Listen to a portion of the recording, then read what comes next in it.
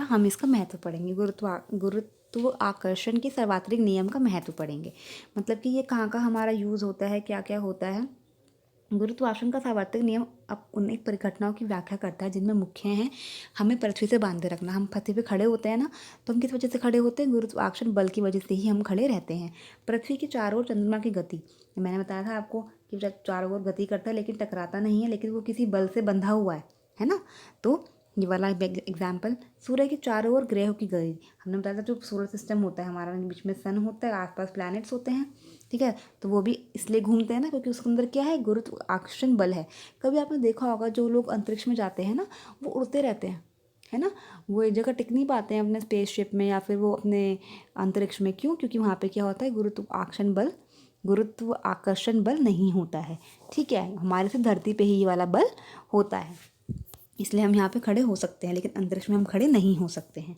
चंद्रमा तथा सूर्य के कारण ज्वार भाटा, जो हमारे समुद्र में ज्वार भाटा आता है, बड़ी बड़ी लहरें आती हैं, ये भी सब किसका कारण आती हैं? गुरुत्वाकर्षण बल के कारण ही होता है। नदी में जल बहना, नदी में जल बह रहा है, एक ही दिशा में बह रहा है ना, किस वजह से हो रहा है?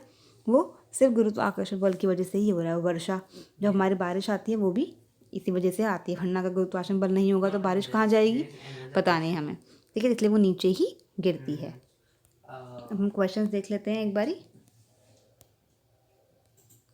गुरुत्वाकर्षण का सार्वत्रिक नियम लिखिए। ये बहुत इंपॉर्टेंट, एक तो ये बहुत इंपॉर्टेंट टॉपिक है बेटा, इससे बहुत सारे क्वेश्चन आते हैं, बहुत इजी आते हैं।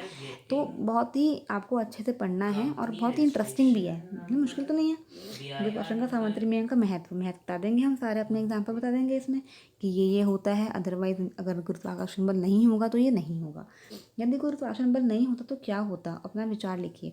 अब आप बताइए अगर नहीं होता तो क्या होता, या आप खुद सोचिए। क्या थोड़ा इंटरेस्टिंग भी आएगा, थोड़ा फन भी आएगा, है ना। हम सोचेंगे हम तो उड़ते रहेंगे, ये चीज़ तो गिरेगी नहीं, हम तो लिख नहीं पाएंगे, है ना। ये सब क्या होगा? गुरुत्वाकर्षण बल नहीं होगा। अपने विचार लिखिए आप।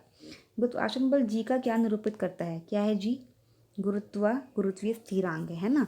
इसका मान कितना है? मान हमारा ये है। ये बहुत बहुत बहुत इंपॉर्टेंट ही क्वेश्चन है, ठीक है।